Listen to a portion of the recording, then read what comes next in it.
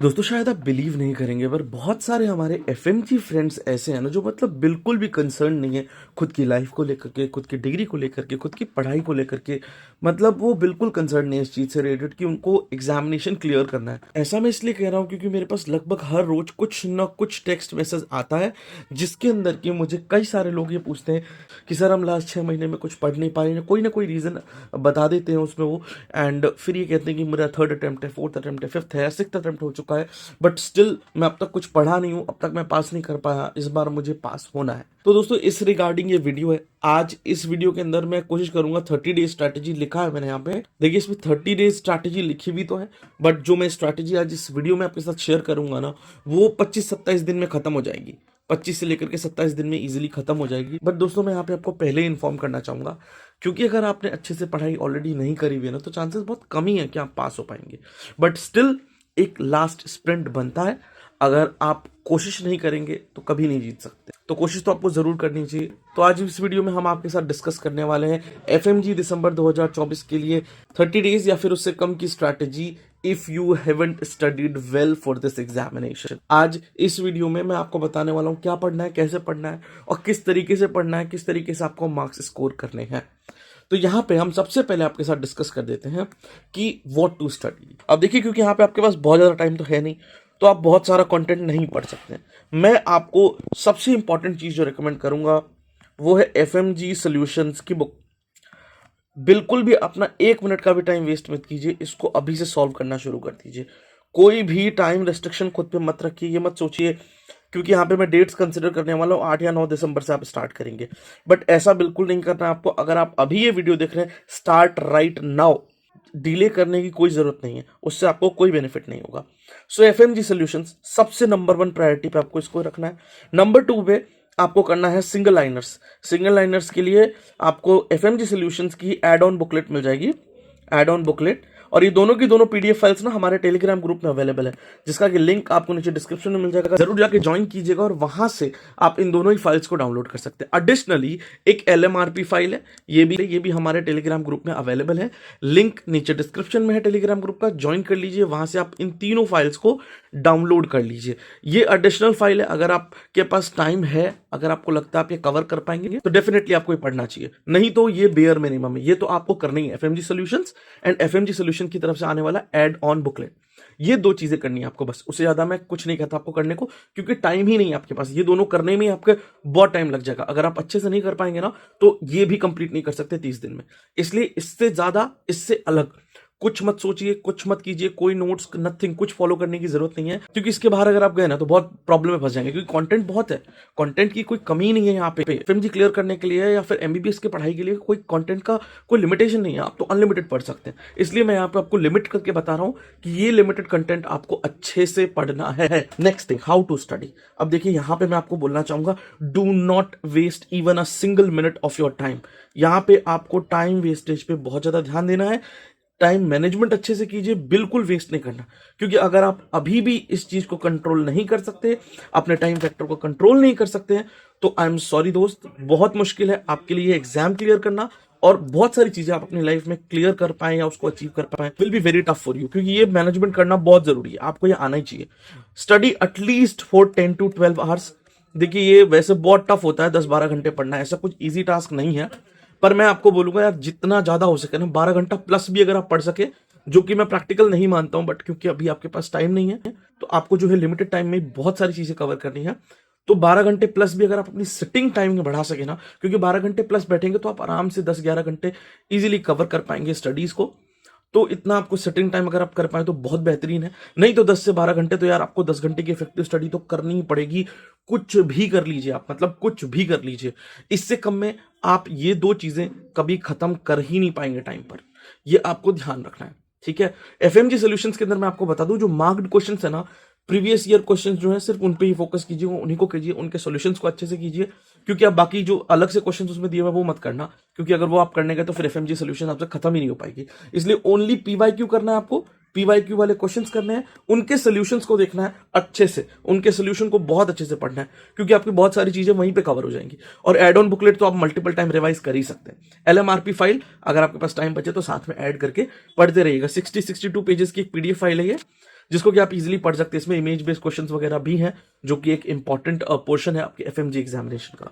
अब यहाँ पे मैं एग्जांपल ले रहा हूँ, 8 या 9 दिसंबर से हम स्टार्ट करते हैं, जस्ट फॉर एन एग्जांपल।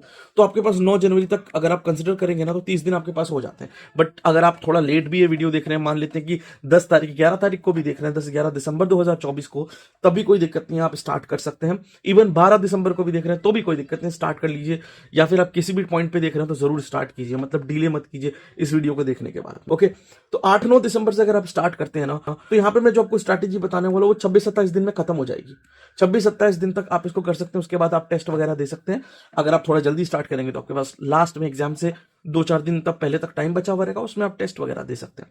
तो 26 से 27 दिन के अंदर टोटल स्ट्रैटेजी खत्म हो जाती है ये। अब मैं यहाँ पे आपको एक और चीज इन्फॉर्म करना चाहूंगा कि 30 डे स्ट्रैटेजी का जो वीडियो है, मतलब नॉर्मल स्टूडेंट्स की बात कर रहा हूं जिन्होंने ठीक ठाक से भी पढ़ाई करी है, उनके लिए 30 डे स्ट्रैटेजी की वीडियो ऑलरेडी लाइव है हमारे चैनल पे, लिंक नीचे डिस्क्रिप्शन में मिल जाएगा आपको, जरूर जाकर उस वीडियो को चेक कीजिएगा। एक अच्छी हेल्पफुल वीडियो है, बहुत सारे लोगों ने उस पर पॉजिटिव रिस्पॉन्स दिया। तो अब वापस आते हैं हम इस वीडियो पे। यहाँ पे देखिए दोस्तों, मैं कैलकुलेशन बताता हूँ थोड़ी सी मार्क्स की, डिस्ट्रीब्यूशन की, और कैसे और क्या पढ़ाई करना है आपको, उसके बारे में मैं आपको यहाँ पे बता देता हूँ। देखिए, 19 सब्जेक्ट्स है आपके टोटल एमबीबीएस सिलेबस में, आपको एफएमजी के लिए 19 सब्जेक्ट्स पढ़ने हैं टोटल, ठीक है। इसमें से जो बड़े सब्जेक्ट हैं, बिगर सब्जेक्ट 5 है, मीडियम सब्जेक्ट्स आपके 5 है, और स्मॉलर सब्जेक्ट्स आपके 9 है। कैटेगराइजेशन मैंने कोई हार्ड एंड फास्ट रूल से नहीं किया, बस जस्ट ऐसे नॉर्मली मैं अपनी तरफ से बता रहा हूं आपको कि 5 बड़े सब्जेक्ट है, 5 मीडियम सब्जेक्ट है, 5 छोटे सब्जेक्ट है। तो इनको पढ़ने के लिए आपको टाइम चाहिए। देखिए, बड़े सब्जेक्ट को पढ़ने के लिए ना मिनिमम 2 डेज चाहिए आपको। पढ़ने से मेरा मतलब एफएमजी सॉल्यूशंस करना, वन लाइनर्स पढ़ना, इनकी बात कर रहा हूं मैं। तो 2 दिन तो आपको मिनिमम चाहिए पर सब्जेक्ट, 2 डेज यहाँ पे आप मेंशन कर सकते हैं। मीडियम सब्जेक्ट के लिए आपको 1 से लेकर के 1.5 डेज तक चाहिए आपको टाइम। तो इसमें हम 1-2 दिन एक्स्ट्रा ऐड कर देंगे एंड में, जो भी बनता है रिजल्ट उसका। और बाकी स्मॉल सब्जेक्ट्स के लिए आपको 1 दिन चाहिए। ओके, और कौन कौन से सब्जेक्ट्स है एक बार मैं लिस्ट कर देता हूं। तो देखिए, बड़े सब्जेक्ट्स में तो आपको पहले से भी पता होगा, medicine, surgery, gynae, obs and gynae, pharma and PSM, ये तो आपके 5 बड़े सब्जेक्ट हैं। नेक्स्ट जो होते हैं 5 छोटे सब्जेक्ट, उनके अंदर आप छोटे इन द सेंस मीडियम की बात कर रहे हैं यहाँ पे। तो यहाँ पे हमारे पास सब्जेक्ट्स है anatomy, physiology, pathology, ENT and paediatrics. देखिए, पीडियाट्रिक्स वैसे तो कई लोग छोटा भी मानते हैं, बट क्योंकि मैं उसमें कंटेंट बहुत ज्यादा देख पाता हूँ, याद करने लायक चीजें बहुत है उसमें, इसलिए मैंने उसको मीडियम सब्जेक्ट में काउंट किया। बाकी अगर आपको कंफर्टेबल लगता हो, कोई दूसरा सब्जेक्ट आपको लगता हो कि मीडियम लेंथ का है, या फिर आपको लगता हो कि थोड़ा पीडिया से टफ है, तो उसको यहाँ पे रिप्लेस कर सकते हैं, कोई दिक्कत नहीं। ये सब्जेक्ट चॉइसिंग आपके ऊपर है। मान लेते हैं कि आपके सब्जेक्ट में सर्जरी बहुत स्ट्रांग है, तो आप इसको इजीएस्ट में रख दीजिए, कोई दिक्कत नहीं, आप एक दिन में उसको रिव्यू कर सकते हैं। तो ये टोटली आपके ऊपर है, बट मैं इन जनरल बता रहा हूं यहाँ पे। तो ये 5 subject, medicine, surgery, obs, gynae, pharma and PSM, ये 5 इंपॉर्टेंट बड़े सब्जेक्ट हैं, और ये सबसे ज्यादा वेटेज भी रखते हैं आपके एफएमजी एग्जामिनेशन में। Anatomy, physiology, pathology, ENT and pedia, ये मीडियम सब्जेक्ट्स हैं। इसको पढ़ने के लिए आपको 1 से 1.5 दिन का समय देना है। रेस्ट ऑल सब्जेक्ट जो बचते हैं ना आपके 9 सब्जेक्ट, उनके लिए आपको 1 दिन बहुत इनफ है। जैसे एनेस्थीसिया, ऑर्थो वगैरह, वो तो 1 दिन से भी कम में हो जाते हैं। मैं यहाँ पे 1 दिन अच्छा खासा टाइम इंक्लूड करके बता रहा हूँ। सो टोटली यहाँ पे आपको जो टाइम लगने वाला है, 10 दिन लगेगा बिगर सब्जेक्ट्स के लिए, है ना। तकरीबन कह सकते हैं हम 7 से 8 दिन आप मान लीजिए फॉर मीडियम सब्जेक्ट्स, एंड छोटे सब्जेक्ट के लिए आपको 9 दिन लगेंगे टोटल। अगर आप इनको ऐड करेंगे, टोटल 27 दिन का आपका ये टाइम टेबल बन जाता है। और ऑब्वियसली अगर आपको कोई सब्जेक्ट ऑलरेडी आता है, तो फिर से आपका टाइम ड्यूरेशन ऊपर नीचे आप करके इसको कम भी कर सकते हो, कोई दिक्कत नहीं। बट मैं यहाँ इन जनरल एवरेज बात कर रहा हूं, तो 27 दिन तो इजीली आपको लग जाएंगे इस चीज को पढ़ने में, अच्छे से टाइम दे करके। मैं यहाँ पे ठीक ठाक टाइम इंक्लूड, ताकि आप ना थोड़ा सा सही तरीके से पढ़ पाए, क्योंकि एकदम से भाग भाग के पढ़ेंगे तो सब चीजें याद भी नहीं होंगी आपको, है कि नहीं। तो 27 दिन आपको ठीक ठाक लग जाएंगे, यानी कि 25 से 27 दिन में आप पूरा सिलेबस खत्म कर सकते हैं। मैं बात कर रहा हूं सिर्फ FMG solutions and one liners पढ़ने की। खत्म हो गया, उसके बाद अगर आपके पास टाइम है, 2-4 दिन है एग्जाम से पहले, तो आप टेस्ट वगैरह दे सकते हैं, कोई दिक्कत नहीं इस चीज में। अब मैं एक बार मार्क्स डिस्ट्रीब्यूशन की बात कर लेते हैं, for just an approximate idea. ऐसा नहीं कि एग्जैक्टली यही चीजें आपको एग्जाम में देखने को मिले, ऊपर नीचे होती रहती है, बट यहाँ पे मैं आपको ठीक ठाक आइडिया दे सकता हूँ। देखिए, बड़े सब्जेक्ट जो है, 5 बड़े सब्जेक्ट्स मैं आपको बता चुका हूं यहाँ पे, medicine, surgery, obs, gynae, pharma and PSM. तो इनमें से आपको एवरेज पे 30 क्वेश्चंस देखने को मिलेंगे, इससे ज्यादा भी मिल सकते हैं, और आए भी हैं पहले, ऐसा नहीं है कि नहीं आए हैं। पीएसएम से 50 क्वेश्चन तक आए हुए हैं। तो यहाँ पे मैं एवरेज लेके बता रहा हूं कि 30 क्वेश्चन तो आपको इजीली देखने को मिल जाएंगे, राइट। इन 5 सब्जेक्ट को इसलिए आपको बहुत अच्छे से करना है, क्योंकि इन 5 का वेटेज जो निकल के आता है ना, 150 आता है। यहाँ पे मैं एवरेज के हिसाब से बात करूं, वैसे 150 प्लस ही रहता है, 150 प्लस आपके मार्क्स आ सकते हैं अगर आपको ये 5 सब्जेक्ट पूरे अच्छे से आते हैं। इन पांचों सब्जेक्ट के क्वेश्चन अगर आप सारे के सारे सही कर दे तो 150 प्लस मार्क्स आपके आ ही जाएंगे एफएमजी एग्जामिनेशन में। इतनी पावर रखते हैं 5 सब्जेक्ट। यहाँ पे मैं 30 क्वेश्चन हर एक सब्जेक्ट का एवरेज लेके चल रहा हूँ, तो यहाँ पे हम 150 मार्क्स बन जाते हैं टोटल, आप देख सकते हैं। रेस्ट ऑफ द सब्जेक्ट से आप 10-15 क्वेश्चन एक्सपेक्ट कीजिए, किसी में थोड़े ज्यादा आते हैं, किसी में थोड़े कम आते हैं, हो सकता है किसी में 7-8 क्वेश्चन आ जाए, बट किसी में 16-17 क्वेश्चन आ जाए, उस हिसाब से। बट एवरेज में 10 से 15 आप कंक्लूड करके चलिए। तो यहाँ पे अब हम बात करते हैं टोटल, तो बड़े सब्जेक्ट में आपके 150 मार्क्स आ जाएंगे, तो इसके 150 मार्क्स हो गए, है ना।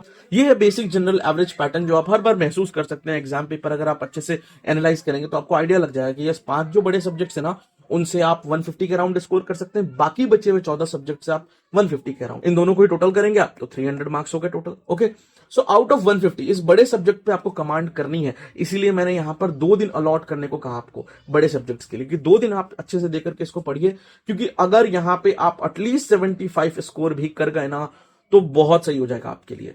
यहां पे आपको 75 भी एटलीस्ट स्कोर कर गए तो समझ लीजिए आपने अच्छा खासा एक स्कोर कर लिया, तो बहुत हाई चांसेस हो गए कि आप पास हो जाएंगे। नेक्स्ट पोर्शन में नेक्स्ट 14 सब्जेक्ट्स में से मतलब 150 क्वेश्चन में से फिर से अगर आप 75 करेक्ट कर गए तो ये दोनों जोड़ करके आपके बन जाते हैं 150। अब दोस्तों ऐसी बहुत सारी वीडियोस हैं यूट्यूब पे जो आपको अलग अलग टाइप की कैलकुलेशंस देकर के समझाते हैं, बट मैं आपको ये बताना चाहूंगा कि ये एक हाइपोथेटिकल कैलकुलेशन है। ऐसा नहीं है कि आपके इतने और इतने मार्क्स आ ही जाएंगे, ये पढ़ने पर ही आएंगे, बट जस्ट आपको मैं समझाने के लिए, बताने के लिए, थोड़ा सा लाइट करने के लिए आपका मूड कि हाँ आप किस तरीके से स्ट्रेटेजाइज करके पढ़ें ताकि आपके जो मार्क्स ऑब्टेन करने के चांसेस हैं कैसे अच्छे बन सकते हैं, उस हिसाब से मैं आपको बता। तो आप इस स्ट्रैटेजी को फॉलो करेंगे तकरीबन 150 तो आप स्कोर कर पाएंगे। बाकी आप ये भी सोच सकते हैं कि मान लीजिए 10 या 15 आपके अगर तुक्के भी लग गए और वो ठीक हो गए, मतलब जय माता दी बोल करके टिक कर दीजिए, और अगर वो भी करेक्ट हो गए तो वो भी इसमें ऐड हो जाएंगे। तो ये कुछ सिस्टम है, इसलिए आपको प्रायोरिटाइज करना है कि ये 5 सब्जेक्ट ना आपको बहुत अच्छे से पढ़ने हैं। कोई सब्जेक्ट रह जाता तो कोई दिक्कत नहीं, जैसे मान लीजिए मेडिसिन आपसे नहीं हो पा रहा है, 2 दिन में भी खत्म नहीं हो रहा, तो फिर मैं आपको क्या रिकमेंड करूंगा कि मीडियम सब्जेक्ट में से 2 सब्जेक्ट उठा लीजिए और उसको अच्छे से कर लीजिए। एक मेडिसिन का रिप्लेसमेंट होगा आपके 2 कोई मीडियम सब्जेक्ट। मान लीजिए आपको ये 2 सब्जेक्ट नहीं आ रहे अच्छे से, तो इसमें से जो आपके छोटे सब्जेक्ट बचे ना उनमें से कोई 3 सब्जेक्ट पिक कर लीजिए, उन तीनों को बहुत अच्छे से पढ़िए, बट इतने अच्छे से कि क्वेश्चन आए 10 में से 7-8 क्वेश्चन आपके करेक्ट हो जाने चाहिए। मतलब ऐसे बता रहा हूं आपको कि अगर 10 क्वेश्चन आए किसी पर्टिकुलर सब्जेक्ट से तो आपके 7-8 क्वेश्चन सही हो ही जाने चाहिए। ऐसे पढ़ना है, क्योंकि अगर आप जी जान लगा के अभी एक बार भी पढ़ने गए ना, ये एक फाइनल स्प्रिंट है आपके लिए बस। अगर आपने 27 से 28 दिन के अंदर भी बहुत बढ़िया से मेहनत कर ली ना तो बहुत हाई चांसेस है कि आपके 150 मार्क्स आ ही जाएंगे। और बाकी देख लीजिए, इनमें स्कोर करना थोड़ा इजी इसलिए भी है क्योंकि देखिए आपने कुछ ना कुछ तो पढ़ा ही होगा ना, तो कुछ क्वेश्चंस आपके यूं नेचुरली ही ठीक हो जाते हैं, क्योंकि एफएमजी का पेपर डिजाइन इस तरीके से होता है कि 100 नंबर तो मतलब कोई भी ला सकता है, 100 मार्क्स तो कोई भी इजीली ला सकता है। थोड़ी सी भी बहुत बेसिक पढ़ाई भी करी होगी आपने तो 100 नंबर आप ले आएंगे। हसल किस चीज का है? 100 से लेकर के 150 के बीच का हसल है, ये थोड़ा सा मीडियम टफ आता है। फिर 150 टू 200 जो होता है वो और टफ होता है, और 200 तो ऊपर जाने पे फिर वो बहुत ज्यादा टफ हो जाता है, तो उसको हम यहाँ पे कंसिडर ही नहीं कर रहे। तो यहाँ पे आपको मेहनत करनी है, जिसके लिए मैंने आपको कंटेंट यहाँ पे दे ही दिया। एफएमजी सॉल्यूशंस की तरफ से एड ऑन बुकलेट और एक एलएमआरपी फाइल, अगर आप इसको भी इंक्लूड कर पाए तो बहुत बढ़िया है।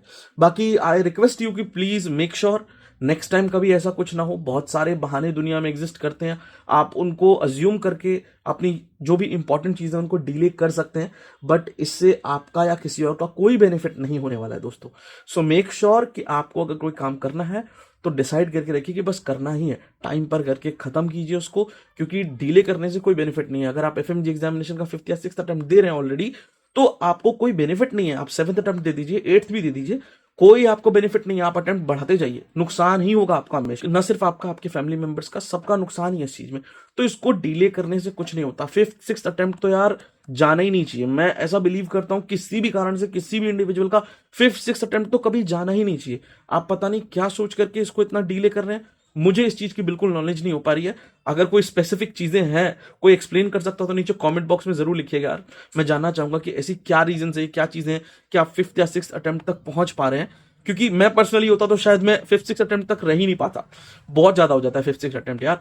मैक्स टू मैक्स आपको एग्जामिनेशन 2nd से 3rd अटेम्प्ट में क्लियर करना ही होता है, इतना आप दिमाग में रखिए। जैसे मैं भी एग्जाम देने वाला था ना, जब देने से बहुत पहले की बात है, मैंने सोच लिया था कि 2nd अटेम्प्ट मेरा हाईएस्ट अटेम्प्ट होगा और बहुत लास्ट होगा तो 3rd हो सकता है, बट 3rd तक का मैंने सोचा ही नहीं। 2nd मैंने सोच लिया था कि हाईएस्ट अटेम्प्ट होगा मेरा, 2nd अटेम्प्ट के बाद क्लियर होना ही चाहिए। आप अटेम्प्ट पे अटेम्प्ट बढ़ाएंगे तो उससे कुछ फायदा नहीं है, आपके बिना मतलब फॉर्म के पैसे लगते हैं, आपका टाइम जाता है, बहुत सारी चीजें नुकसान होती हैं आपकी। तो प्लीज सो मेक श्योर कि अभी आपको इस वक्त से लाइफ लेसन लेना है, ना सिर्फ एफएमजी एग्जामिनेशन के लिए, किसी भी चीज के लिए।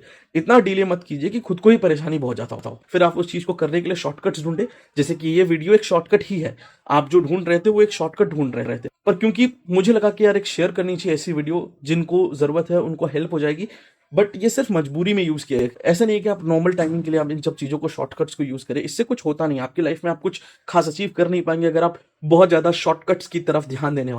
क्योंकि यहाँ पे आप एग्जाम्पल के लिए ये देख सकते हैं, जैसे ये दो चीजें मैंने आपको बताई, तो ये आप पढ़ के एग्जामिनेशन निकाल सकते हैं, बट नॉलेज गेन नहीं कर सकते। एमबीबीएस में जो आपको नॉलेज गेन करनी चाहिए, एज अ मेडिकल स्टूडेंट जो आपको नॉलेज होनी चाहिए ना, वो इन दोनों को पढ़ के नहीं आएगी। ये बस एग्जाम के क्वेश्चंस करने के लिए, यहाँ पे आपको नॉलेज कुछ नहीं गेन हो रहा। और ये बहुत जरूरी चीज है। आपको अभी एग्जाम बड़ी चीज लग रही है, बट जब आप प्रैक्टिस करने जाएंगे ना, तो नॉलेज ढूंढेंगे आप। एमसीक्यू हो नहीं हो फर्क नहीं पड़ेगा, हर चीज पेपर पे करने से नहीं होता। जैसे ये क्वेश्चंस आप पेपर पे सॉल्व कर रहे हैं, रियल लाइफ में आपको क्वेश्चंस नहीं सॉल्व करने, रियल लाइफ में आपको पेशेंट ट्रीट करने हैं, नॉलेज चाहिए उसके लिए। सो आई थिंक बहुत ज्ञान डिलीवर कर दिया आज हमने, बट अल्टीमेटली मेरा मतलब ये है कि बस आप एग्जाम क्लियर कर लीजिए, and that is all. Thank you and subscribe.